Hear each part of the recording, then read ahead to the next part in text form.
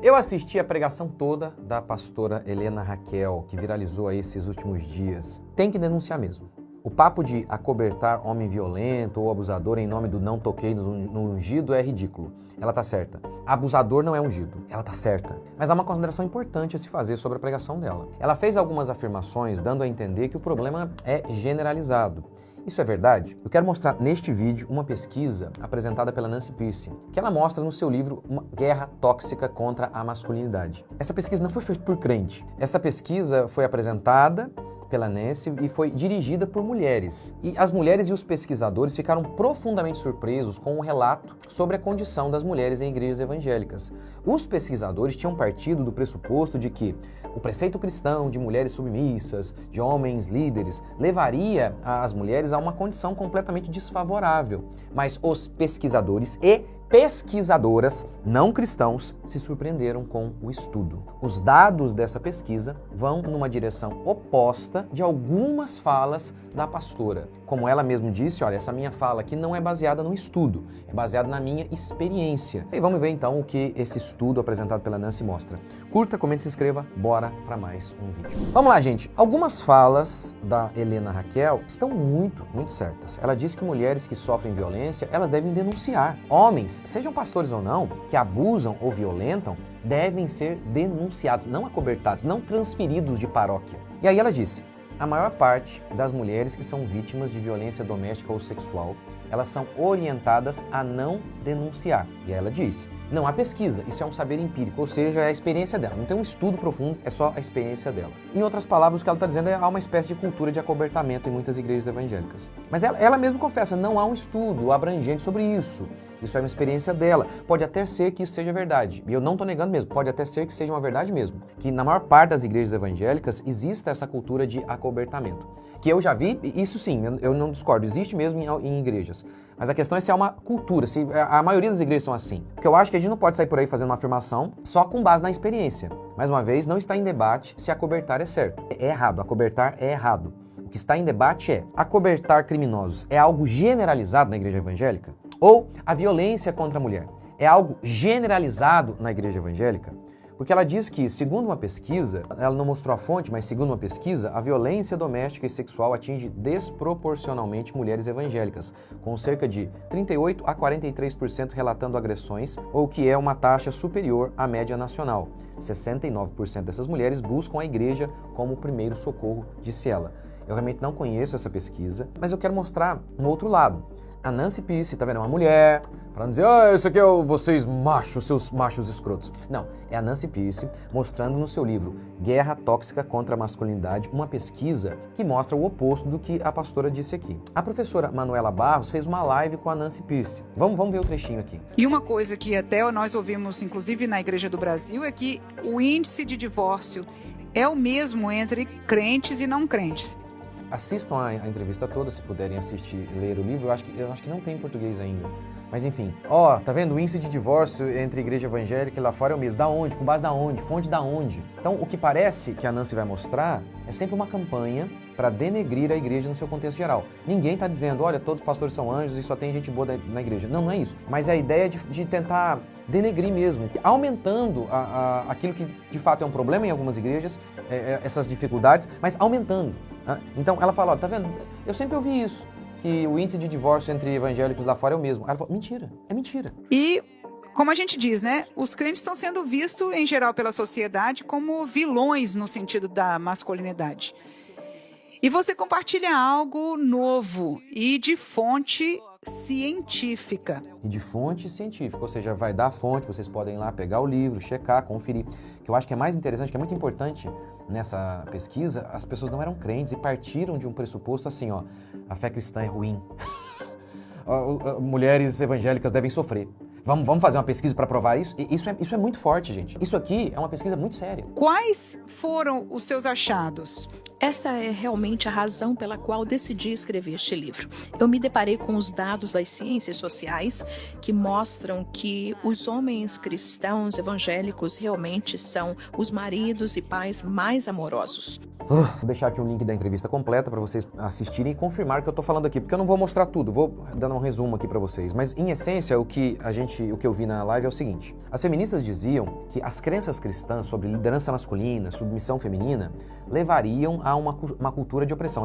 Levam a uma cultura de opressão, de abuso e de acobertamento. Então, os cientistas sociais perguntaram às feministas: ah, é mesmo? Então, cadê os estudos que provam isso? Não tinham. Era tudo narrativa. Assim como a narrativa, por exemplo, de que gays no Brasil, o Brasil é o país que mais mata gays. Então, Diego, coloca aqui esse vídeo.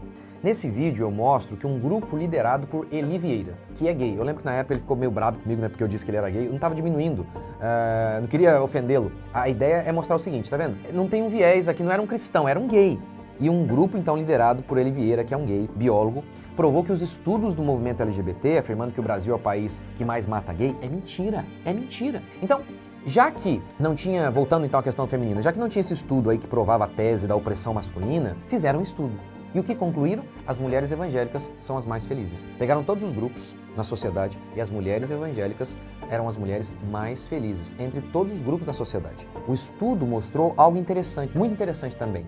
De fato, evangélicos nominais, ou seja, o evangélico não praticante, o cara que diz ser evangélico, mas não frequenta a igreja, não tem um compromisso com a igreja, com a sua comunidade local, não tem um compromisso real com aquilo que ele diz ser a sua fé. Enfim, esses evangélicos nominais, mostra a Nancy, revela essas pesquisas, eles eram piores. Nancy cita uma pesquisadora que realizou uma pesquisa na América do Sul, note, uma mulher. A pesquisadora começou a pesquisa partindo do seguinte pressuposto: as mulheres evangélicas devem ser as mais oprimidas, porque as crenças cristãs são horríveis. Ao fazer a pesquisa, a pesquisadora concluiu o oposto. Ou seja, pesquisadoras ímpias concluíram o cristianismo fez muito mais pelas mulheres do que o feminismo. Quer ver? Vamos ver esse trecho aqui, ó.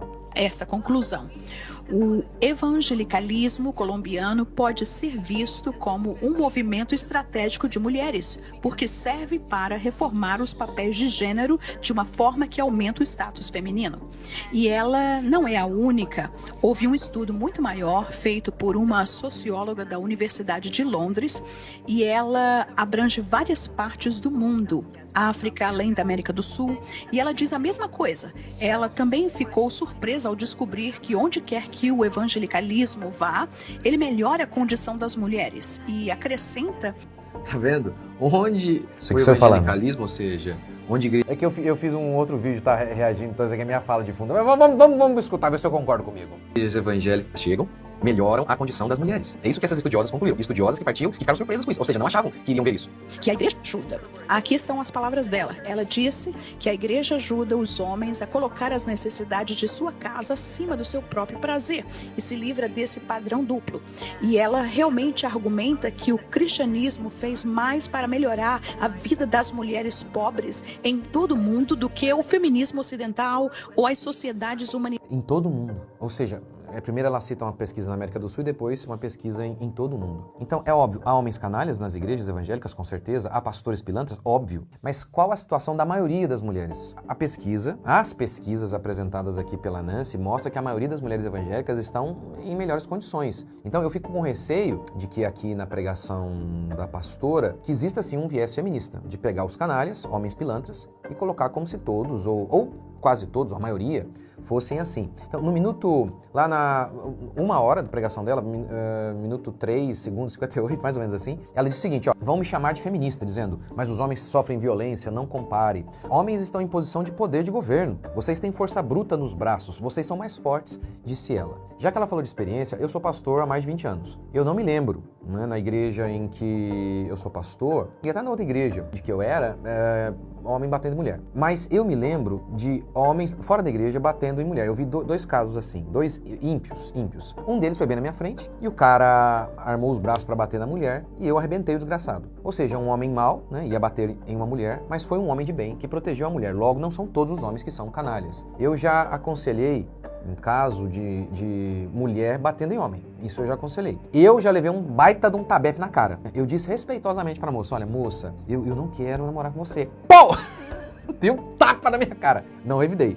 Mas a pastora argumentou que o sofrimento masculino, ele é pequeno. Afinal, os homens são fortes e são autoridade. A verdade é que, com o advento do feminismo, leis colocando o homem como bandido, mulheres como privilegiadas, deixam os homens numa situação em que, inúmeras vezes, eles não têm poder algum. E o sofrimento de muitos homens é profundo, profundo. Não é por acaso, não é que o índice aí de suicídio é altíssimo entre os homens. A situação de sofrimento dos homens é grande. Meu sogro, por conta de uma falsa denúncia de uma mulher, tirou a própria vida. Houve outros problemas, mas com certeza esse foi um dos agravantes. Para citar um exemplo, eu aconselhei um rapaz que ele ficou só pele e osso, emagreceu muito, por conta de todos os sofrimentos perpetrados pela sua ex-mulher. Ela pegou tudo dele, roubava o rapaz, não deixava ele falar com a filha. Assim, terrível. Mais uma vez, não está em debate violência contra a mulher ser certo ou errado. O homem que bate em mulher tem que ir para a cadeia. E a igreja que não denuncia isso está pecando. Homem que abusa de criança, de acordo com a escritura, ele estaria morto. Então, no mínimo, a igreja tem que denunciar isso à justiça. Então, ninguém está debatendo isso aqui. O que está em debate é, a pastora está certa em afirmar que esses casos são uma espécie de epidemia? Eu acredito que, com base na pesquisa que a Nancy mostra, e também, acho que muito da minha experiência que eu já vi nas igrejas, que muitas igrejas, elas são um lugar seguro para as mulheres. Há, de fato, algumas denominações que, talvez, por conta de alguns discursos, seja um lugar menos seguro. Então, por exemplo, não toque no ungido. Eu acredito que, de fato, nesses lugares, isso pode ser mais perigoso. Então, a maioria das igrejas pentecostais e neopentecostais tem um sistema de governo episcopal, né? A pastora, ela é pentecostal. Eu creio que esse sistema episcopal não é o melhor. Não estou dizendo que todo pastor vai fazer isso aí, de coisa ruim e tal. Mas pode ser, ela disse que é a experiência dela. Pode ser, então, que algum sistema de governo, alguns princípios ali da igreja dela possa explicar isso aí. Mas o que indica a pesquisa apresentada pela Nancy é que a igreja costuma ser um ambiente de proteção para as mulheres. Até igrejas neopentecostais. Eu vi um pastor ontem, o cara é um herege de uma igreja neopentecostal, pilantra sem vergonha. E ele falando assim, aqui na nossa igreja, homem não fica na salinha com criança, não. Eu esqueci o nome do cara, mas é um herege bem famoso. Acho que ele tem o maior canal no YouTube. O Caio Modesto, meu amigo, fez um vídeo contra ele. Esqueci o nome do cara. Mas ele dizendo, aqui na minha igreja, homem não fica lá com criança, não. As mulheres que vão ficar. Até nesse povo maluco, na minha opinião, as igrejas neopentecostais, em sua maioria, tudo gente doida. Até ali, você vê, olha a fala do cara, né? Não sei se ele, de fato, leva isso até o final. Deve levar, né? Porque o cara fala um negócio de púlpito ali e o povo poderia simplesmente refutá-lo. Né? Então, o que a Nancy mostra é que a maioria das igrejas tem um monte de herege lá, na minha opinião, mas parece ser um ambiente, sim, seguro para as mulheres. Então, a minha preocupação, eu concordo com o que ela falou, tá certíssimo, tem que denunciar mesmo. Agora, a minha grande preocupação é a pastora estar fazendo aí uma força para piorar o cenário. Porque, pelo menos durante a pregação, ela faz isso. Ela faz isso com o texto. Ela piora a situação dos homens ali no texto. O texto que deu base à pregação dela foi Juízes 19. Um levita tinha uma concubina que adulterou. Ela então abandonou seu marido e foi para casa de seu pai em Belém. O levita, 4 meses depois, ele foi conversar com ela, assim que o texto diz, para tentar trazê-la de volta. O pai da moça, ao ver o levita, ficou muito feliz e o segurou ali por alguns dias até que eles voltassem para casa. No caminho, o servo do levita falou, olha, vamos parar aqui em Jebus, porque então a gente fica aqui, vamos descansar. Jebus mais tarde seria conquistada por Davi e seria Jerusalém, capital, se tornaria Jerusalém, capital de Israel. O levita disse, olha, não vou ficar numa cidade estrangeira. E ele preferiu então ficar em Gibeá, na terra de Benjamim. Ali havia homens pervertidos que queriam abusar dele. Ele, covardemente, de uma maneira canalha, o levita entrega a sua mulher para ser abusada durante toda a noite. Depois, ele picota essa moça, ele espalha a mulher dele por todo Israel, mandando uma mensagem, olha o que fizeram com a minha mulher. Todo Israel, então, se reuniu contra a tribo de Benjamim e matou quase todo mundo, sobrou homem lá. Enfim, agora, o interessante é o seguinte, esse homem, de fato, lá no final ele foi canalha, mas durante todo o texto, ela faz inferências negativas sobre o levita e sobre os homens o tempo todo, inferências que ela não tem como provar. Por exemplo, no minuto 25, no 42, ela se refere ao levita, sabe-se lá o que essa mulher sofreu na mão desse levita. Mas veja, até aquele momento ali, o texto não diz nada. Como ela pode partir, naquele momento, do pressuposto de que ele era completamente terrível?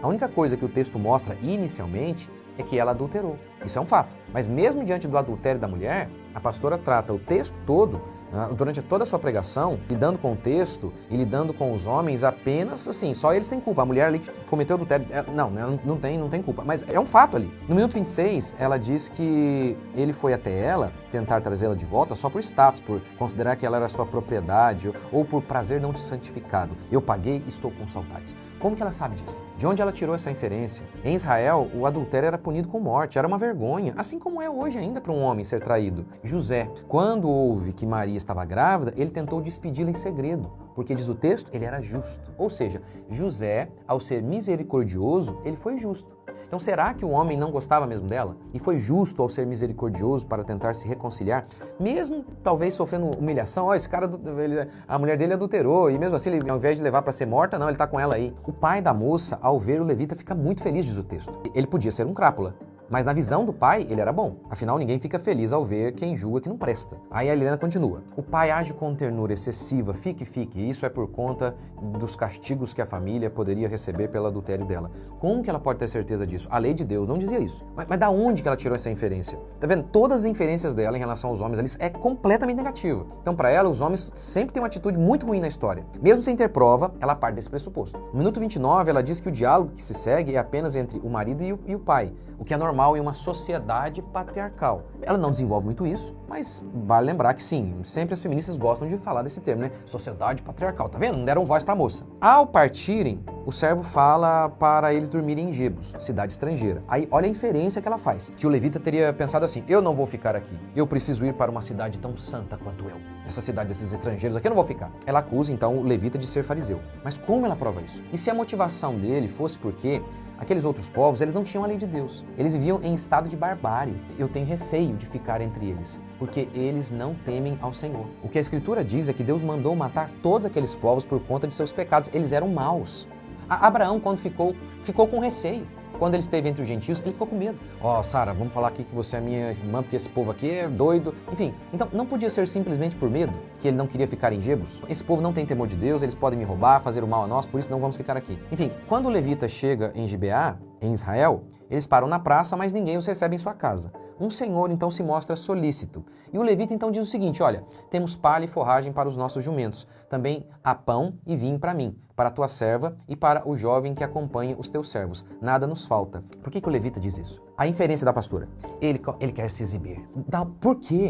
Como que ela prova essa inferência? Com base em quê? Na realidade, a inferência correta é o seguinte. O levita está dizendo que tem tudo que tem por conta disso aqui, ó. Olha, meu senhor, você não precisa nos dar nada, nós já temos tudo aqui, não queremos ser um peso e incomodar você. Só nos arrume um lugar para dormir.